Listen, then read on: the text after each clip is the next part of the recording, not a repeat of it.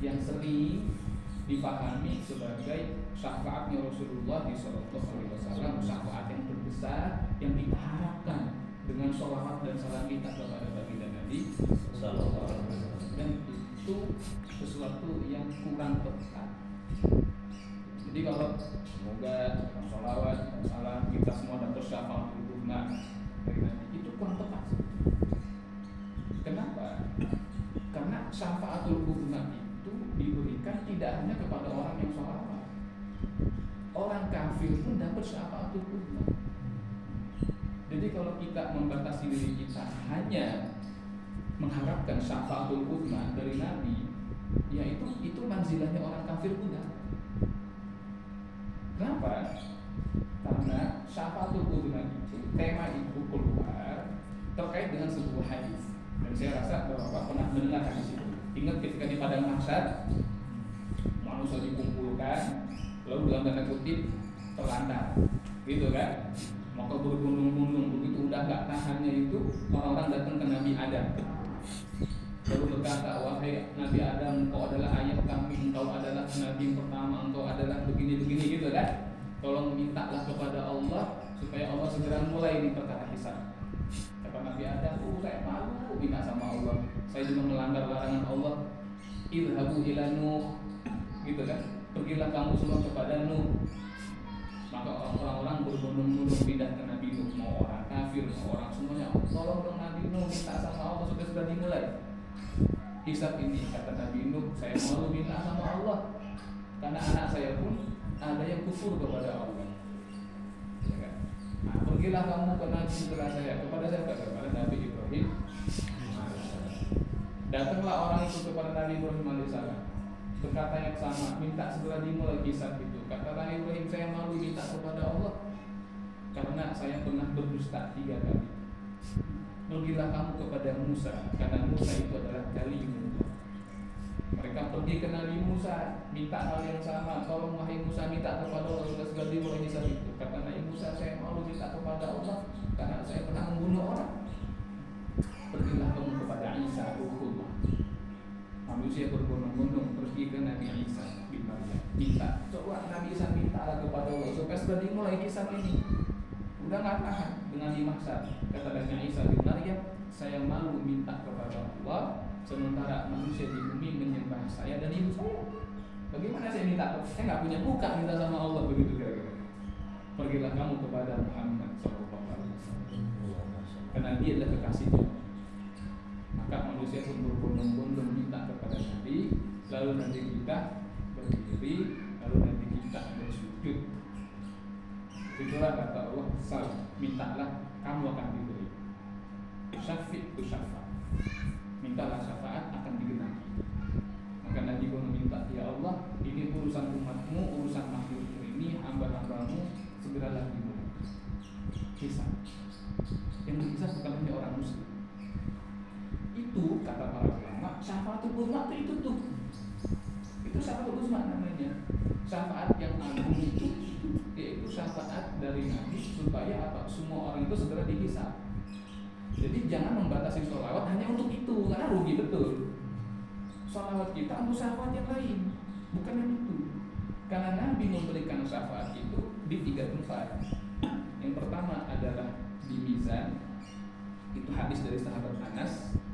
Ya kan, kata sahabat Anas, wahai Rasulullah, kalau saya dalam badan sulit, begitu kan, bagaimana? Kamu panggil saya. Kapan? Indal mizan, ketika di mizan. Itu tempat pertama.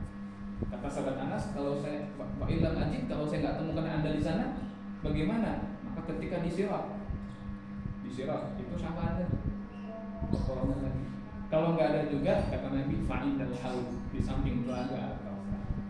Nah, jadi 3 itulah, 3 bentuk syafaat. Baik ketika di mizan, ketika ditimbang barangkali kurang jadi nambah atau jadi berat, atau ketika di sirat orang tergelincir lalu dia menyebut ya Rasulullah, maka Nabi tangkap. Atau ketika di haul, di telaga haul. Nah itu, jadi bukan saya mengingkari syafaatul uzma, tapi jangan menganggap bahwa syafaat itu syafaatnya Nabi yang paling agung dalam tanda kutip, karena itu orang kafir pun dapat, kan diurus semua akhirnya gara-gara itu. Dimulai hisabnya Fir'aun dihisab di situ, Namrud dihisab gara-gara itu. Kalau kita hanya mengharapkan itu, alangkah ruginya. Alangkah ruginya. Itu yang pertama. Yang kedua, para ulama mengatakan kata syafaat itu asalnya dari kata syafa'. Ya kan, wa layalin ashr. Gitu kan, wasyafa'i wal watr. Ya kan, syafa' itu artinya genap. Al-watr artinya ganjil atau witir, ganjil. Ya kan, wasyafa'i wal watr, demi yang genap dan demi yang ganjil, kan gitu. Kalau saya ambil 2 jari, ini genap apa ganjil? Genap ya. 1 dan 1 jadi 2, jadi genap. Tapi untuk dapat angka genap harus ada yang ganjil. Untuk dapat syafaat ada sesuatu yang bisa dikerjakan. Nah itu kata para ulama. Jadi kalau dia mengharap syafaat saja tapi nggak mengerjakan sesuatunya, itu nggak pantas. Nah, jadi barang siapa yang mengharapkan syafaat dari Nabi, ada yang harus dia kerjakan di sini supaya dia pantas mendapat yang genap. Makanya syafaat itu nggak berdiri sendiri, nggak ujuk-ujuk sama gitu kan. Ada sesuatu yang harus dikerjakan oleh seseorang untuk memantaskan dirinya mendapat syafaat Nabi Sallallahu Alaihi Wasallam.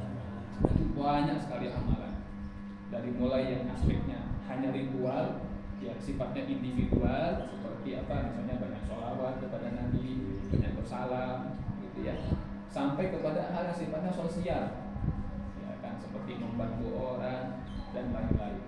Tapi guru saya pernah membuat sebuah keterangan sederhana. Kata beliau, cintailah apa yang dicintai oleh Rasulullah Sallallahu Alaihi Wasallam. Udah gitu aja. Karena bukti cintanya kamu kepada Rasul adalah kamu mencintai yang Rasul cintai. Nah, sekarang pertanyaannya kan tinggal apa yang Rasul cintai? Contoh banyak sekali. Misalnya kalau dalam ibadah itu Rasul cinta sama sholat. Sholat, jangan sampai minta syafaat tapi nggak sholat fardu, bagaimana cintanya ini gitu kan? Iya. Yang penting syafaat tapi nggak sholat, wah ini susah ini ya, angel gitu. Jadi cintai dulu, oh Nabi cinta sama sholat, itu kan ibadah. Apalagi Nabi juga cinta memberi makan orang. Oh berarti kita harus cinta itu. Nabi cinta sama orang miskin, oh kita cinta itu, ya kan? Nabi cinta dengan dakwah, kita cintai itu. Nah, jadi apa yang Nabi cintai?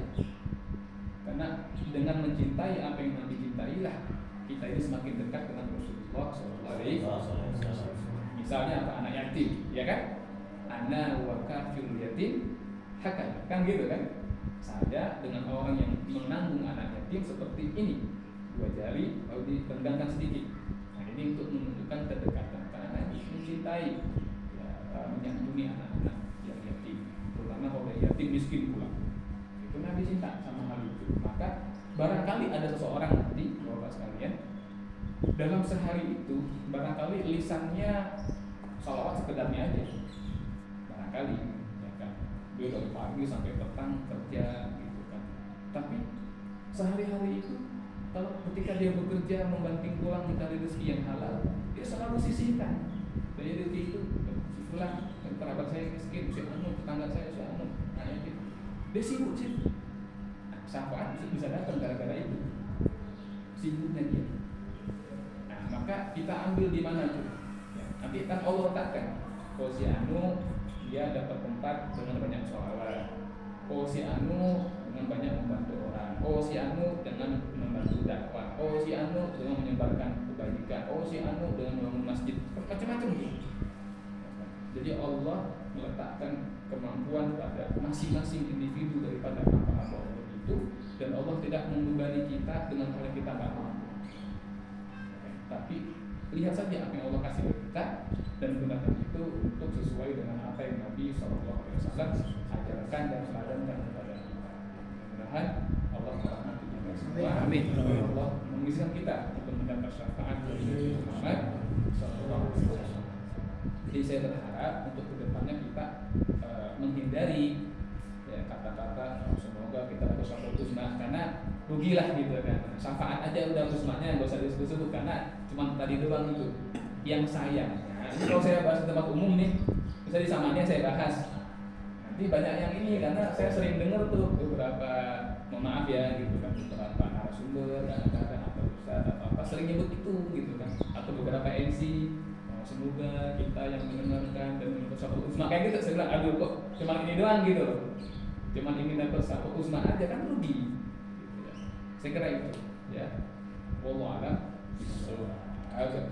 Cukup ya, semoga ada manfaatnya. Kafaratul majlis.